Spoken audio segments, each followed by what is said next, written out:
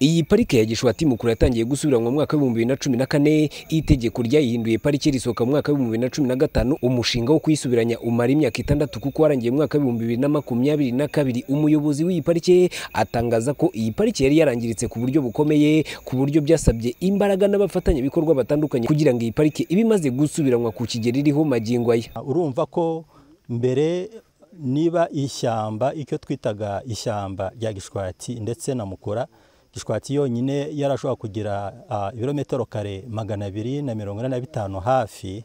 Uyu munsi rero hakaba hasigaye ibirometero kare 15 n'uduce. Urumva yuko mu by'ukuri ishyamba ryarababaye cyane, ryarangiritse, ariko turashimira leta yacu muri imyaka 30 ishize. Urumva ko hari ikintu gikomeye cyane leta yakoze, ikaba yarabashije kuhagarika ibyo bikorwa. Abahingagamo ubu ngubu bigishijwe, bakaba baremeye kuvamo, bakaba bakora ibikorwa bibateza imbere hanze ya parike.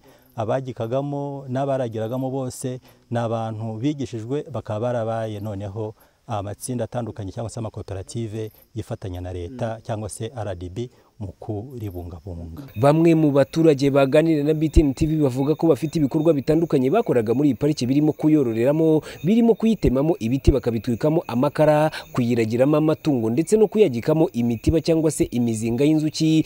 Ndetse bakavuga ko hagati yabo n'inyamaswa zari muri iyi parike batoroheranaga kuko zimwe zicaga abaturage ndetse nabo bakazica. Gusa bagatangaza ko nyuma y'uko iyi parike itangiye gusubiranwa kuri ubu batangiye kubona umusaruro wayo ukomeye, aho kuri ubu banatangaza ko bishimira kuba mukerugendo basigaye baza kuyisura ku bwinshi. Inka zaragiwagamo, natwe tukagenda tukicaniramo amakara, ubwo nta bindi tukanabazamo. Itandukaniro uno twabonye none se tuba tubabonye, iyo rikomeza rikaba ari cyo ntabwo tuba tubabonye. Yego, none se tuba tuganiriye, noneho byiza kubera byabaye pariki. Uri kumva pariki, twegeranye na parike, nabwo n'umushinga biratunezezaga. Inyamaswa buno zifite umutekano nda kibazo. Mbere abaturage barivogera uko biboneye, ariko ubu nda kibazo kirimo, n'inyamaswa ndizigisohoka mu giturage. Wasangaga ngaha hari inzira, hari inzira, ariko ubu ngubu izo nzira zaracece.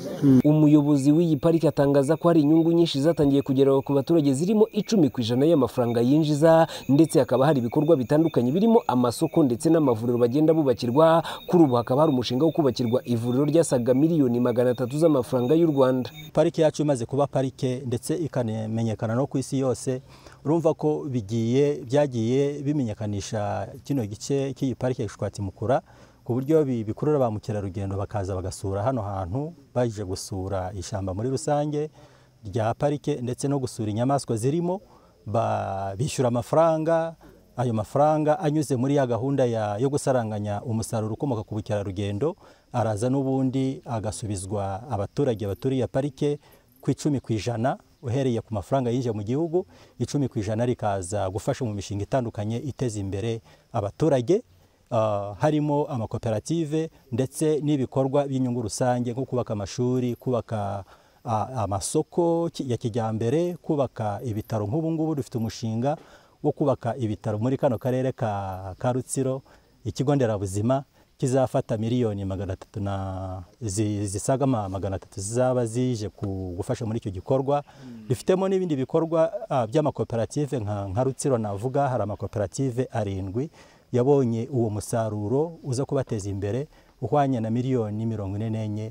Urumva ko ari ikintu cyiza parike ubu ngubu isigaye igiramo uruhare. Uyu muyobozi avuga ko kugeza magingo aya hamaze gusanwa hegitari 600 z'iyi parike, agatangaza ko hatewe ibiti bigiye bitandukanye bya kimeza, birimo imivumu, imigano ndetse n'ibindi bitandukanye, harimo n'ibyifashishwa mu gutunga zimwe mu nyamaswa zirimo kugeza magingo aya binyuranye. Ndibarushimwe bihoye Keve Christian, ni BTN TV mu karere ka Rutsiro mu ntara y'Iburengerazuba bw'u Rwanda.